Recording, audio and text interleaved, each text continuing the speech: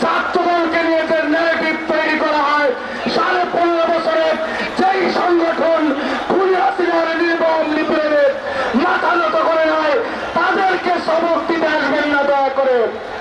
কারা সবক দিচ্ছে? সাম্য তার যারা ন্যারেটিভ তৈরি করছে। শিপন বলেছে ছাত্রলীগের লুঙ্গির নিচে থেকে ছাত্রলীগের সর্বোচ্চ সহায়তা নিয়ে ছাত্রলীগ করে হাসিনাকে জাতির আম্ম ডেকে আজকে ইসলামী ছাত্র শিবির নামে আবির্ভূত হয়ে হত্যাকাণ্ডের ন্যারেটিভ তৈরি করছেন। আপনাদেরকে ভিক্ষার জানানোর ভাষা ছাত্র সমাজ জানে না। শুনেন, আপনাদের জন্মলগ্ন থেকেই এই দেশের বিরোধিতা করেছেন। 82 বছরে এই উপমহাদেশের কোন জায়গায় আপনারা বিরোধী দল পর্যন্ত আসতে পারেন নাই। সুতরাং মিথ্যা বয়ান তৈরি করে, সাধারণ শিক্ষার্থীদের নাটক তৈরি করে বাংলাদেশের এই গুপ্ত সংগঠনের কোন জায়গা হবে ইনশাআল্লাহ। প্রিয় উপস্থিতি, সাম্য তার বিচারের দাবিতে পরবর্তী পরিস্থিতি এবং কর্মসূচি সভাপতি সাধারণ সম্পাদক ঘোষণা করবেন। আমি শুধু বলতে চাই, এই মাটি, সেই মাটি 52-62 থেকে আজকে পর্যন্ত সকল স্বাধিকারের জন্ম দিয়েছে, সেই মাটিতে থেকে এই বিসিটি অবস্থায় ভাষায় কথা বলছে।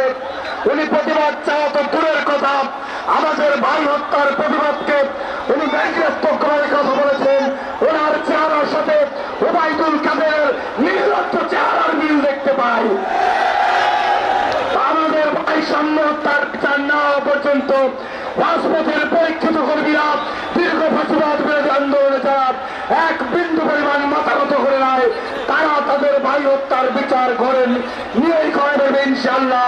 সেই আন্দোলনে আমরা কাঁধে কাঁধ মিলিয়ে থাকবো। সবাইকে ধন্যবাদ। এই দালাল বিসি পত্তরের পদত্যাগ দাবি করছি। ছাত্রবাদী ছাত্রদল জিন্দাবাদ। সেই রাষ্ট্রপতি জিয়াউর রহমান বীর উত্তম অমরক।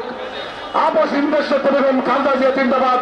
আগামী বাংলাদেশের অনিবার্য নেতৃত্ব তারেক রহমান জিন্দাবাদ। আসসালামু আলাইকুম।